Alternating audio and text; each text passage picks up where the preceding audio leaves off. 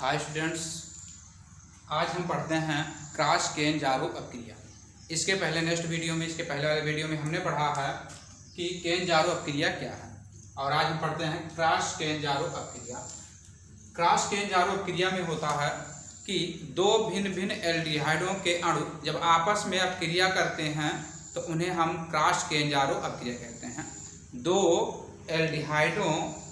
भिन्न भिन्न एल्डिहाइडों के अणु जब आपस में परस्पर अपक्रिया करते हैं तो उस अपक्रिया को हम क्रॉस केन-जारो अपक्रिया कहते हैं। और हमने आपको केन-जारो अपक्रिया में बताया है कि केन-जारो अपक्रिया में होता है कि एल्डिहाइड के दो अणु जिनमें अल्फा परमाणु उपस्थित ना हो को 50% NaOH विलयन के साथ अपक्रिया कराते हैं तो हमें एल्डिहाइड का एक अणु एल्कोहल में अपचयित और एल्डिहाइड का दूसरा अणु कार्बोक्सिलिक अम्ल के लवण में ऑक्सीकृत हो जाता है, जिस अपक्रिया को हम केन-जारो अपक्रिया कहते हैं।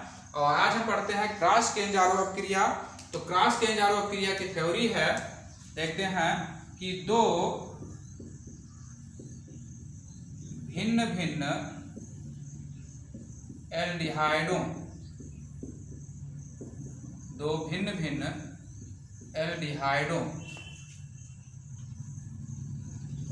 के अणुओं की परस्पर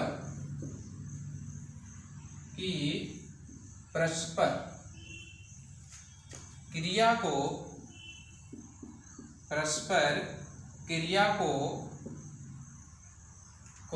केन-जारो क्रॉस केन-जारो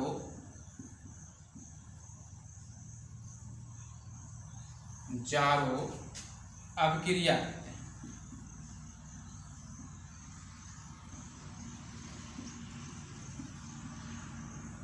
अपक्रिया कहते हैं। अब इसमें भी वही शर्त है जो केन-जारो अपक्रिया में थी। इसमें भी आपका क्या है, ऐसे एल्डिहाइड के दोनों अणु लेने हैं जिनमें अल्फा हाइड्रोजन परमाणु उपस्थित नहीं होता है। तो हम लेते हैं, पहला आपका रिएक्शन कराते हैं। आपका लेते हैं C6H5CHO। इसे हम कहते हैं बेंजल्डिहाइड।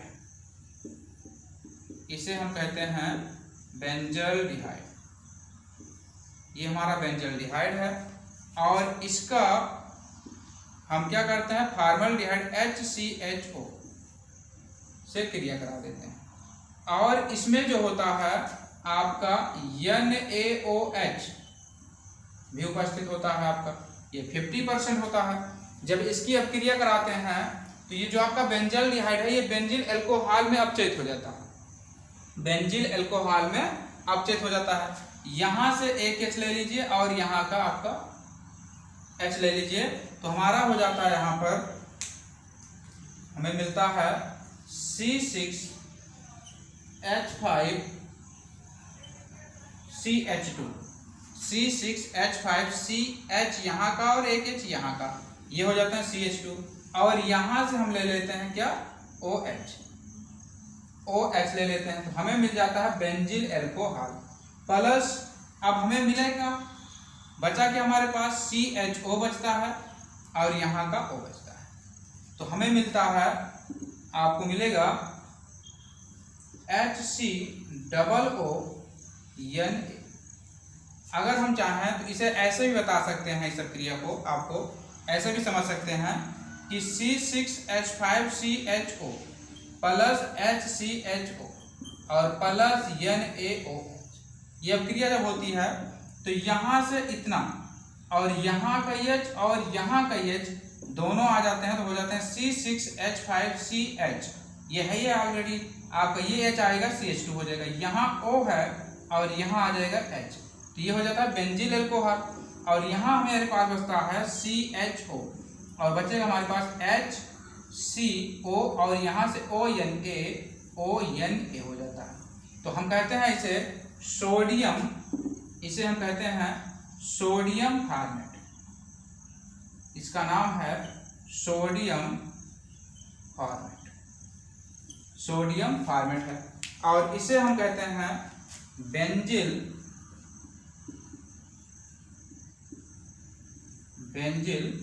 एल्कोहल।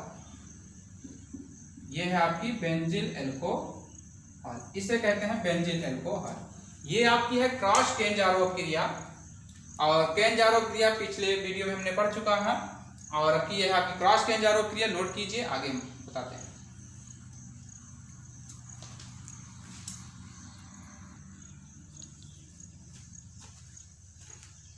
आप लोग इसे लिख लिए हैं। अगली अब क्रिया हम पढ़ते हैं एल्डोल संघनन अपक्रिया। एल्डोल संघनन अपक्रिया। एल्डोल संघनन अपक्रिया मोस्ट इंपॉर्टेंट अपक्रिया आपकी है, आप कह सकते हैं। एल्डोल संघनन अपक्रिया को आप इंपॉर्टेंट अपक्रिया कह सकते हैं। तो हम यहां लिखते हैं एल्डोल संघनन अपक्रिया।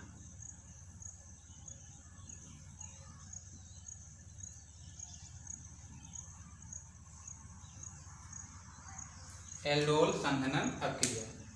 एल्डोल संघनन अपक्रिया क्या होता है? वह अपक्रिया जो NaOH की उपस्थिति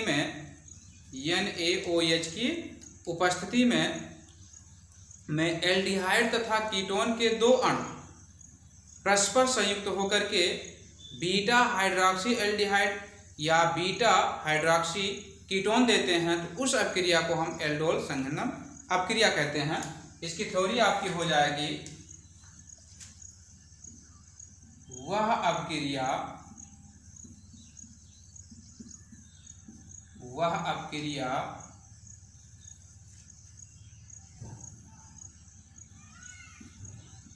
जो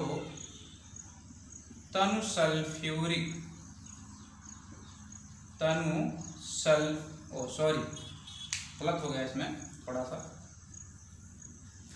तनु NaOH की उपस्थिति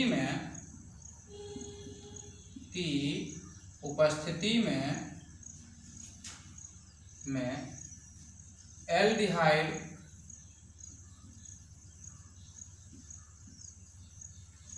या कीटोन, एल्डिहाइड या कीटोन के दो अणु परस्पर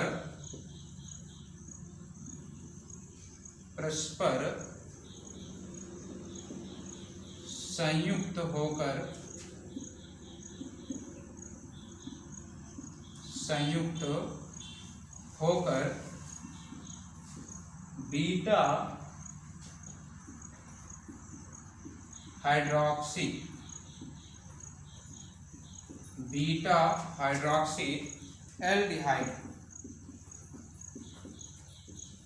बीटा हाइड्रोक्सी एल्डिहाइड या बीटा हाइड्रोक्सी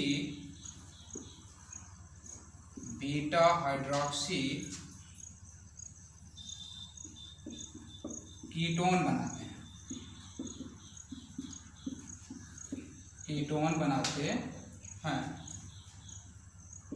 तो उस अपक्रिया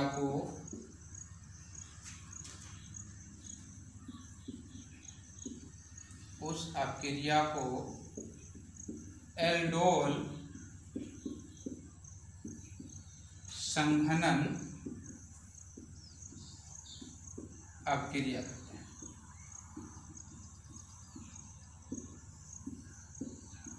हैं।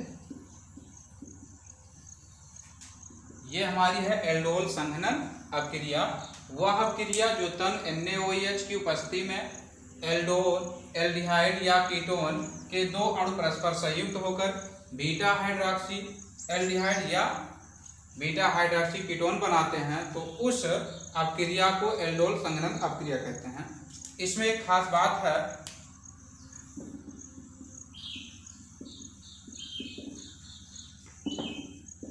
जो एल्डिहाइड होगा आपका और जो कीटोन होगा, जो आपके एल्डिहाइड होंगे और जो कीटोन होंगे उनमें अल्फा हाइड्रोजन परमाणु उपस्थित होता है। अल्फा हाइड्रोजन परमाणु उपस्थित होता है, उपस्थित होता है।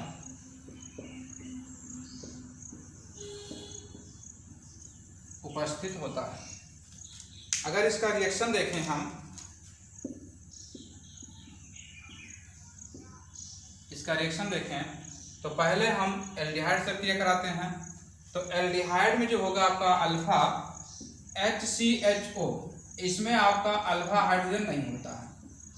और इसका दूसरा सदस्य जो होता है CH3CHO, इसमें आपका अल्फा हाइड्रोजन परमाणु उपस्थित होता है।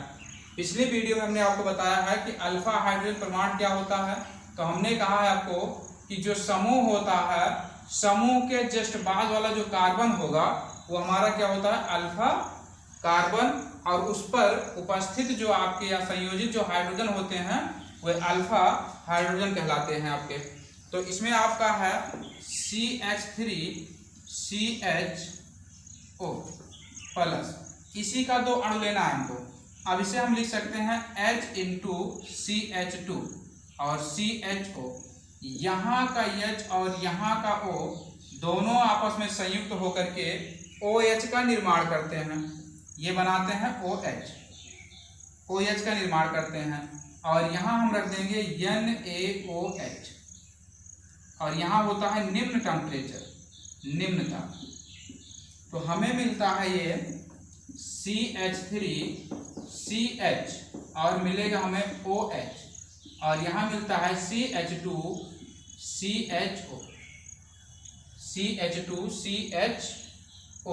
अगर इसका नाम देखें हम तो ये आपका पहला कार्बन है, CHO है, ये पहला कार्बन है, ये अल्फा हो गया, और ये वाला बीटा हो जाता है। और इसी कार्बन से आपका OH समूह उपस्थित है इसी पर। तो हम इसे कहते हैं बीटा हाइड्रोक्सी, इसे कहते हैं हम बीटा हाइड्रोक्सी ब्यूटाइल्डिहाइड, इसका नाम हो जाता है आपका। अगर इसकी संरचना देखें तो इसे हम इस तरह भी बना सकते हैं CH3CHOH CH2CHO, इसको हम इस तरह भी बना सकते हैं। तो ये आपका है एल्डिहाइड, ये आपका एल्डिहाइड हो जाता है, ये भी आपका एल्डिहाइड है। इसका जो है 2 अणु लिए हैं हम, लेकर के अब क्रिया कराए हैं। तो ये आपकी है एल्डोल संघनन अपक्रिया। अभी आपको हमने एल्डिहाइड से क्रिया कराया है, अभी आपका कीटोन से क्रिया करानी है। कीटोन का 2 अणु लेकर के हमें मिलता है बीटा हाइड्रोक्सी कीटोन प्राप्त होता है। नोट कीजिए, आगे अगली अपक्रिया पढ़ते हैं। आप लोग इसे लिख लिए होंगे। अब हम कराते हैं अपक्रिया कीटोन से। कीटोन का पहला जो सदस्य होता है वो हमारा एसीटोन होता है। कीटोन का जो पहला सदस्य होता है हमारा वो एसीटोन होता है। तो जैसे हम क्रिया कराते हैं CH3 C डबल बॉन्ड, ये हमारा है एसीटोन, इसे हम एसीटोन कहते हैं। ये एसीटोन है, कीटोन का पहला सदस्य है एसीटोन। और इसी का 2 अणु लेना हमको, प्लस H×CH2COCH। आप एसीटोन को इस तरह भी लिख सकते हैं, आप इस तरह भी लिख सकते हैं। हम यहाँ का O और यहाँ का H, इन दोनों को संयुक्त करने के लिए जो यहाँ CH3 होता है वहाँ से एक H को इधर निरूपित कर दिए हैं। अब यहाँ का आपका H हो जाएगा और यहाँ से आपका O हो जाएगा, और यहाँ का एक बॉन्ड खाली हो जाता है। जब यहाँ का एक बॉन्ड खाली हो जाएगा आपका, तो ये बनाएगा, आपको देगा CH3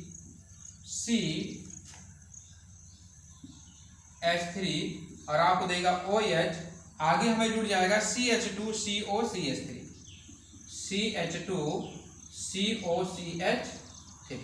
इतना हो जाता है ये आपका।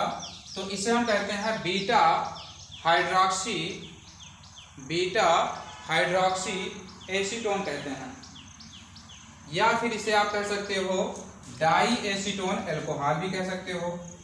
इसे हम कह सकते हैं डाई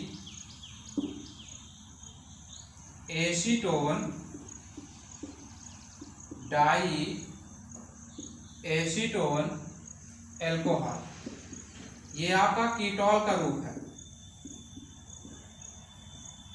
या आप इसे कह सकते हो बीटा हाइड्रोक्सी एसीटोन। अब इसमें बीटा कैसे लगा है इसे स्पष्ट कर देते हैं। जब हमने इसको जोड़ा यहाँ से, तो ये संरचना हमारी इस तरह बनी हुई है।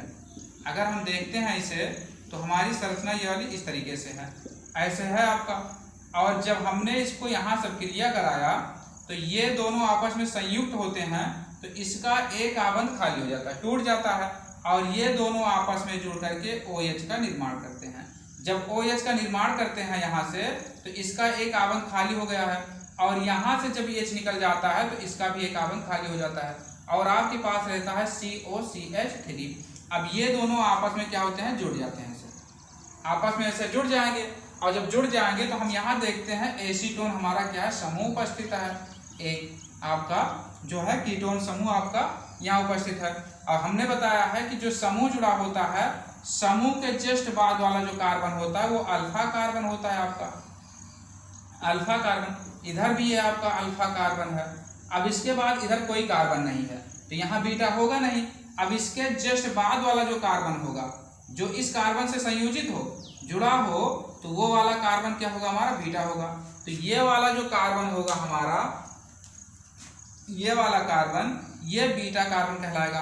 अब देखिए बीटा कार्बन से ही हमारा क्या जुड़ा है, OH जुड़ा है, तो इसे हम कहेंगे बीटा हाइड्रोक्सी। क्या बोलते हैं इसे, बीटा हाइड्रोक्सी। तो ये आपका हो जाएगा बीटा हाइड्रोक्सी आपका। तो आपने आज पढ़ा एल्डोल संघनन अपक्रिया, और अब अगले वीडियो में मिलते हैं कुछ अन्य अपक्रियाओं के साथ। आप लोगों को ये वीडियो अगर अच्छी लगी हो तो आप लाइक कीजिए, और इस वीडियो को बढ़ाने के लिए आप सब्सक्राइब कीजिए, चैनल को सब्सक्राइब कीजिए। धन्यवाद।